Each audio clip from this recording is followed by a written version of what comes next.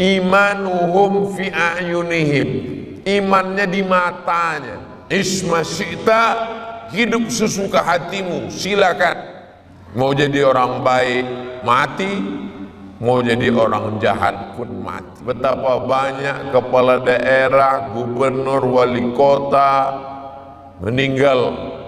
Apa yang ditinggalkan? Presiden Soekarno dengan segala perjuangannya, apa yang diingat orang sekarang? Presiden Soeharto 32 tahun, apa yang ditinggalkannya? Seandainya doamu makbul, tapi doa itu cuma satu, maka mintakanlah pemimpin yang soleh. Di balik laki-laki yang luar biasa ada perempuan yang luar biasa.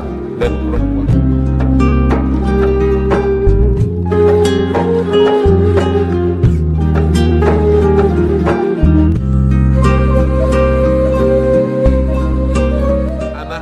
yang hafal Quran tapi punya bakat entrepreneur, dia bisa menerapkan dua-duanya, dapat hafalan Qurannya, dapat bisnisnya, dapat bisa pula masuk ke fakultas kedokteran. Rabbana atina fid dunya hasanah wa fil akhirati hasanah. Ada seorang penghafal Quran menjumpai saya. Kata dia, Ustaz Somad, saya pilihan dua. Pertama, saya mau dapat beasiswa di Madinah. Yang satu lagi mau jadi dokter di fakultas kedokteran. Saya pilih mana Pak Ustaz? Saya bilang, di Al-Azhar bagus, di Madinah bagus, di Ummul Qura bagus, di Darul Hadis Maroko bagus, tak ada yang salah. Hanya saja kalau kamu hafal Quran, balik dari sana jadi ustadz, jadi dosen, jadi alim ulama. Kalau ngapal Quran jadi dokter spesialis, nanti orang-orang yang mengatakan, saya tak maulah anak saya penghafal Quran, nanti jadi ustadz, jadi imam tarawih. Orang-orang yang akalnya macam galah panjang sejengkal, hendak menduga lautan karunia Allah.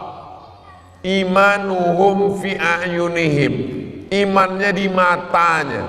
Kalau dia menengok ustadz, merendahkan, menyepelekan. Tapi kalau kau hafal Quran, kau jadi dokter spesialis, kau kaya, mobilmu bagus, rumahmu bagus, orang lebih yakin, lebih percaya tentang mukjizat kemuliaan Al-Quran. Saya tak mengajak, menganjurkan, saya hanya berpikir, mengajak untuk berpikir. Pilihlah, kamu mau jadi dokter spesialis atau menjadi ulama, atau menjadi dokter yang ulama sekalian. Rupanya dia lebih memilih untuk menjadi dokter spesialis. Sehingga dapatlah kita berkata, silakan anak penghafal Quran, dia akan jadi dokter spesialis yang soleh, solehah. Silakan punya anak penghafal Quran, dia akan menjadi pengacara, lawyer, pembela. Silakan menjadi anak penghafal Quran, dia akan jadi bupati, gubernur, kepala daerah, anggota legislatif, DPD, DPR RI. Sehingga akan muncullah Kapolri penghafal Quran, Panglima penghafal Quran, Presiden penghafal Quran, Gubernur penghafal Quran. Kalau mau rahmat Allah tetap turun ke negeri ini, maka semakin banyak kita cetak penghafal Quran. Tanah-tanah yang luas, Bapak Ibu yang punya tanah, wakafkan. Masya Allah, tabarakallah. Apa kata Pak Gubernur tadi?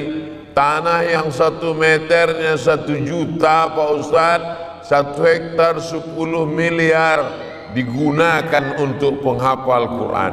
Dibangunkan asrama, ustadz didatangkan untuk membimbing anak-anak.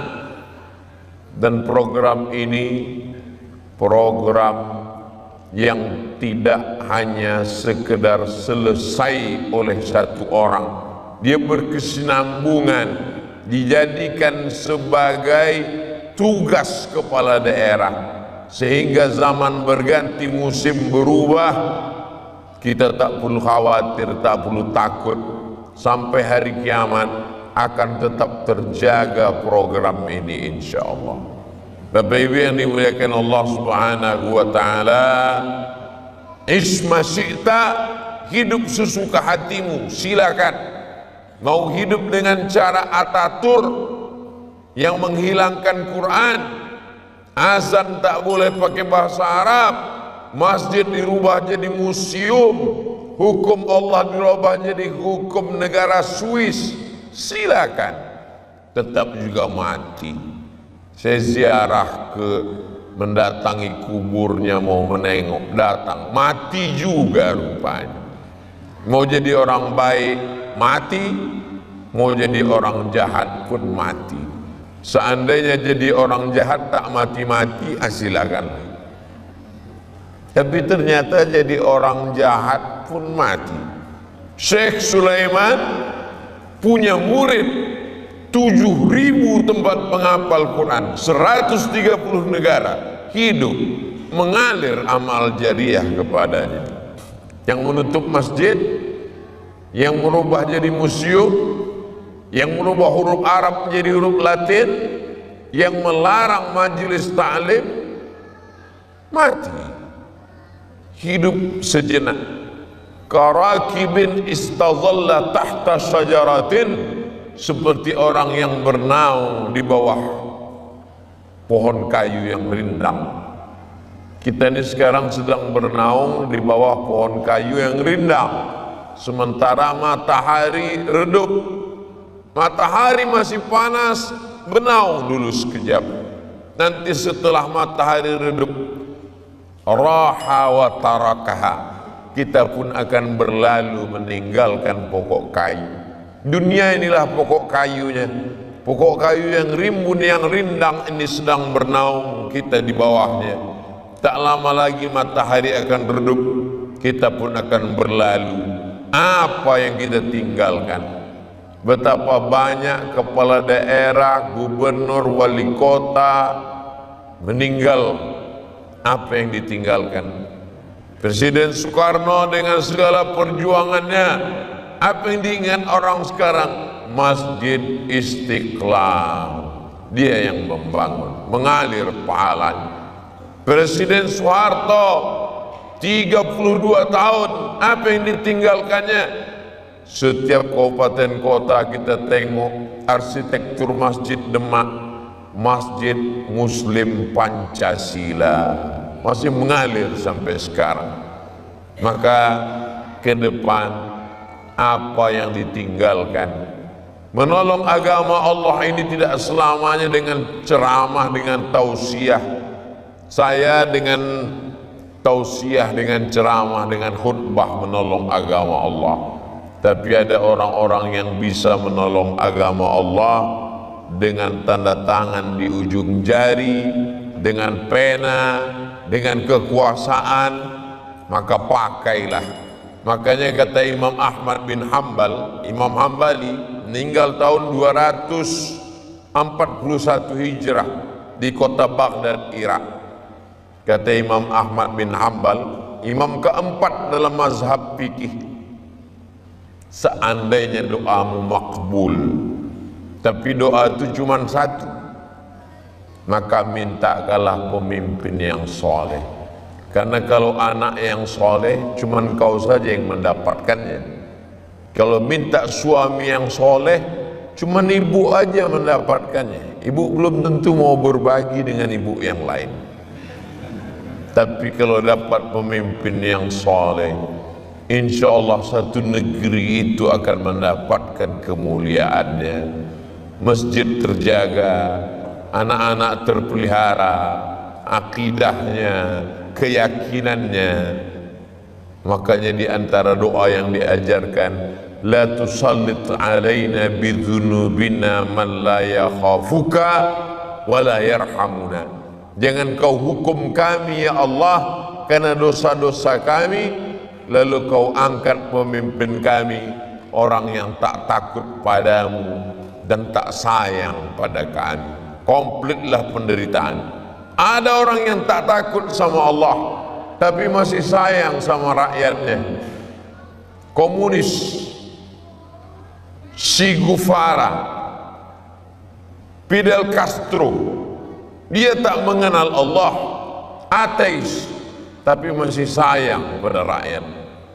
Tapi kalau sudah sampai tak sayang, maka bukti sayang ini adalah ditolong untuk mengingat agama Allah, ditolong untuk menghafal Quran, ditolong untuk membangun masjid.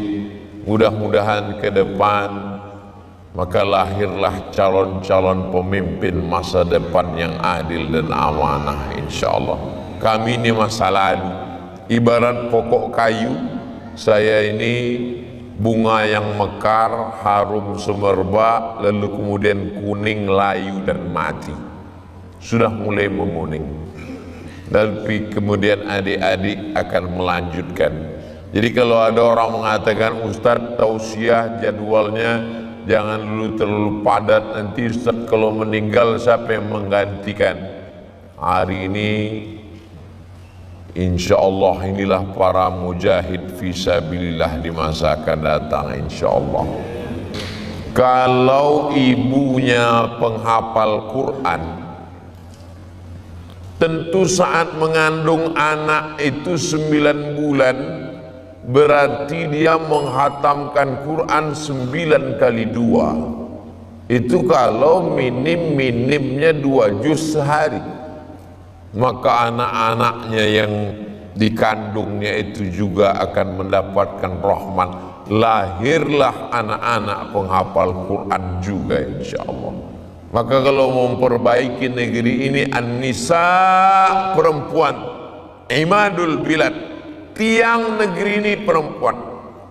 Yang laki-laki akan menjadi dosen, akan menjadi kepala daerah, kepala rumah tangga, tapi juga perempuan. Jangan sepelekan perempuan, jangan kecilkan perempuan. Ada Pak Gubernur, Wakil Gubernur, Ustadz Lukman, Ketua LPTQ, Majelis Ulama Indonesia. Semua laki-laki yang hebat-hebat ini dilahirkan oleh perempuan. Perempuan-perempuan yang luar biasa yang melahirkan sosok laki-laki. Di balik laki-laki yang luar biasa ada perempuan yang luar biasa, dan perempuan-perempuan inilah yang akan melahirkan generasi pemimpin masa depan, insyaallah. Bapak Ibu yang dimuliakan Allah Subhanahu wa taala, walaupun nampaknya saya menyampaikan tausiah pada skop yang kecil, masyarakat yang berjumlah terbatas, tapi insyaallah video ini direkam, ditonton, di-share, mudah-mudahan membuka pintu hidayah. Ayyahdiyallahu bika rajulan wahidan, satu orang dapat hidayah karenamu, khairum min humurin na'am, lebih baik daripada seekor unta yang merah, kendaraan termahal. Dalam riwayat lain, khairum minad dunya wa ma fiha, lebih baik daripada dunia dan seisinya. Akhirnya sampai juga jam 8.15, karena Pak Gubernur, Pak Wakil akan menjadi saksi nikah. Jangan sampai terhalang akad nikah mereka yang jantungnya sudah hampir tanggal malam ini. Mudah-mudahan apa yang kita lakukan ini diridhoi Allah Subhanahu wa taala. Terima kasih atas segala perhatian. Mohon maaf segala kesilapan dan kekhilafan.